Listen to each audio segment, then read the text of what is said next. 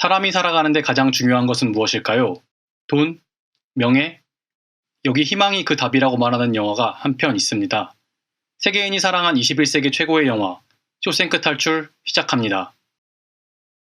유능한 은행원이었던 앤디 듀프레이는 불륜을 저지른 아내와 정부를 살해했다는 누명을 쓰고 종신형을 선고받습니다. 그가 남은 평생을 살아갈 곳은 악명 높은 쇼생크 교도소입니다.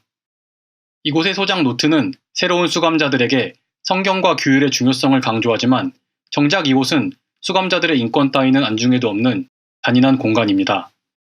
앤디와 함께 온 한 수감자는 달라진 환경에 적응하지 못하고 울음을 터뜨립니다.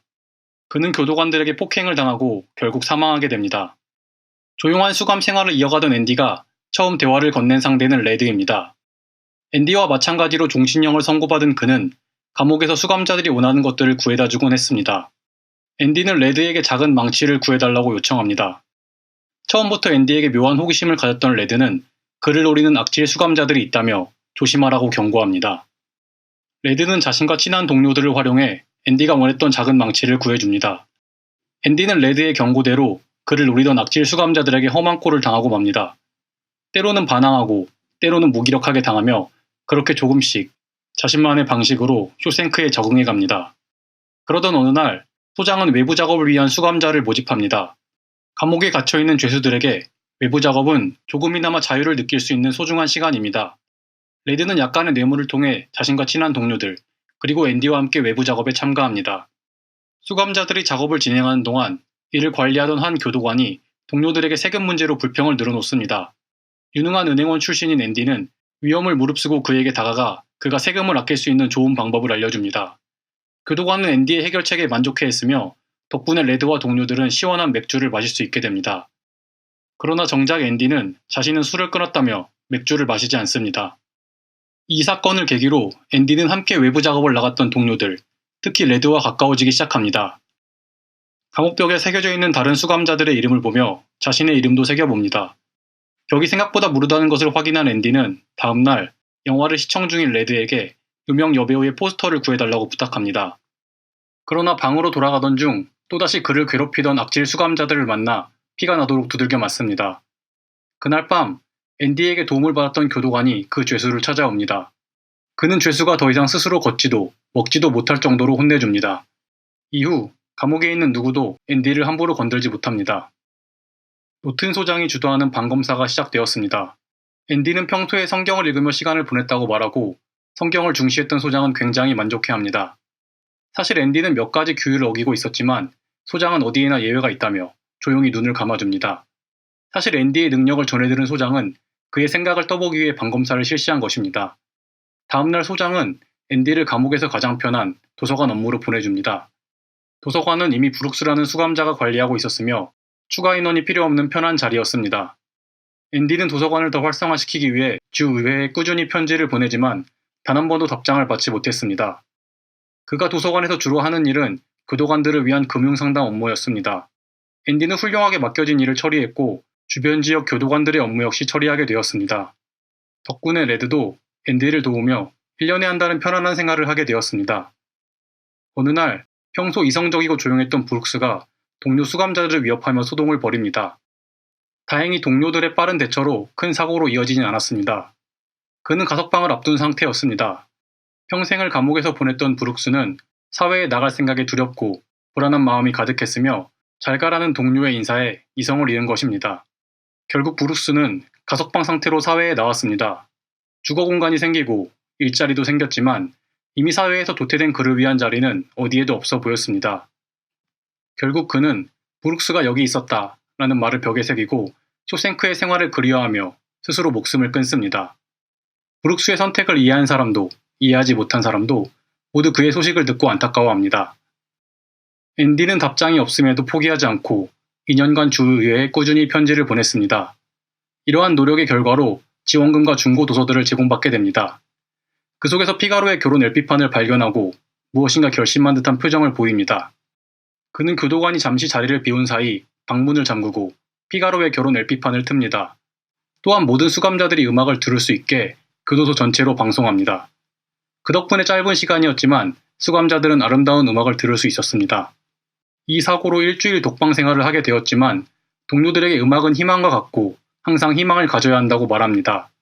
그러나 평소에 그의 말을 잘 들어주는 레드는 감옥에서 희망이란 위험하다고 경고합니다. 사실 레드는 꾸준히 희망을 품고 가석방 심사를 봐왔지만 번번이 실패하며 희망을 잃게 되었던 것입니다. 또 한 번의 가석방 심사에 실패한 레드에게 앤디는 하모니카를 선물합니다. 그날 밤 조심스럽게 하모니카를 한번 연주해 봅니다. 앤디는 열정적으로 쇼생크를 바꿔갑니다. 꾸준한 편지를 통해 주의회에 추가 지원금을 확보했으며 이를 활용해 브룩스의 이름을 딴 도서관을 확장했습니다. 앤디가 만들어낸 이 공간에서 수감자들은 책과 음악을 자유롭게 즐기게 되었습니다. 그의 노튼 소장은 언론사도 주목할 만한 새로운 사업을 시작합니다. 수감자들의 노동을 지역사회에 제공하고 이를 통해 사회발전과 수감자들의 원활한 사회 적응을 모두 달성한다는 계획입니다. 그러나 본래 취지와 달리 이 사업은 소장의 사리 사욕을 채우는 데 활용되었고 그렇게 소장이 얻은 이득은 수에 능한 앤디가 관리하게 되었습니다. 레드는 소장의 비리가 걸렸을 때 앤디도 피해를 입을 거라 걱정하지만 앤디는 이미 가상의 인물을 만들고 그 인물을 통해 모든 것을 관리하기 때문에 자신에 대해서는 아무 걱정도 안 해도 된다고 레드를 안심시킵니다. 평화롭던 쇼생크에 새로운 수감자 토미가 들어옵니다. 다른 수감자들과 달리 무기징역수가 아닌 토미는 젊고 에너지가 넘쳤으며 유머 감각 또한 뛰어났습니다. 덕분에 레드와 일행들도 빠르게 그에게 푹 빠지게 됩니다. 토미는 고학력자인 앤디에게 그를 가르쳐달라고 부탁합니다. 불량스러워 보이는 겉모습과 달리 토미는 성실하고 열정적인 학생이었으며 유능한 선생님이 된 앤디는 그를 가르치는 일에 푹 빠집니다. 그러나 검정고시 시험 당일 토미는 생각과 달리 시험을 망쳤다는 생각에 결국 화를 내며 도서관을 빠져나갑니다. 그는 레드에게 하소연하던 중 앤디의 과거에 대해 자세히 듣게 됩니다. 토미는 놀란 표정으로 앤디를 부릅니다. 그는 자신이 만났던 한 죄수의 이야기를 시작합니다. 놀랍게도 죄수는 앤디의 아내를 죽인 진짜 범인이었습니다. 앤디는 소장에게 자신은 죄가 없다는 사실을 알리지만 그를 보내줄 생각이 없었던 소장은 오히려 앤디를 독방에 가둬버립니다. 그날 밤 소장은 토미를 조용히 불러내서 앤디를 위해 사실대로 증언할 생각이 있냐고 묻습니다. 토미는 당연히 그렇다고 증언하겠다고 대답하고 소장은 대기 중이던 부하에게 사인을 보내 토미를 살해합니다. 그는 독방에 있는 앤디에게 토미는 탈출을 시도하다 죽었다고 전합니다.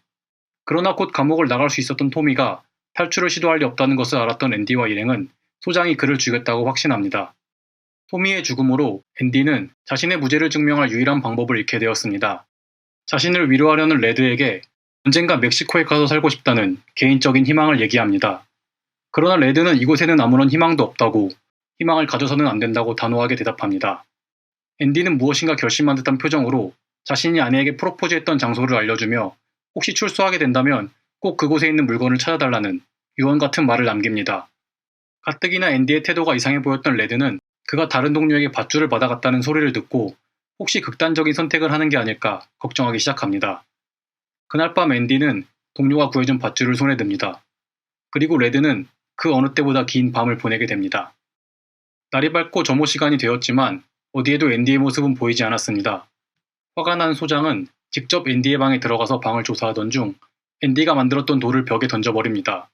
그 순간 여배우의 포스터를 걸어두었던 벽에서 사람 한 명이 지나갈 수 있는 크기의 구멍이 발견됩니다. 그를 찾기 위한 대대적인 수색을 벌였지만 발견된 것은 낡은 죄수복과 레드가 구해다 준 작은 망치뿐이었습니다.